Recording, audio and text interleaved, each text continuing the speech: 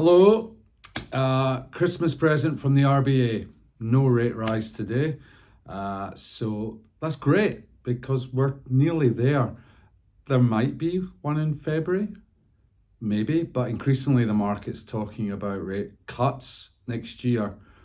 So this is going to give the market confidence to buy property, to sell property, and so we're expecting stock levels to improve early next year. We know that's been a major issue for all of our clients.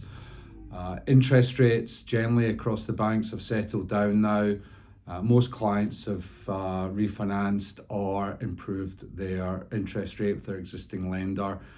If we haven't spoken to you or you haven't been in touch with us, just reach out.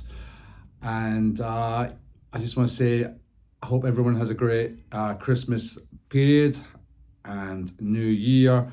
Thanks so much for all the support you've given me and the team this year. We walked away with more national awards at the Mortgage Choice Annual Conference, and it's sort of down to us, but it's more down to you. So we're very, very grateful indeed. Happy holidays, and I'll see you in the new year.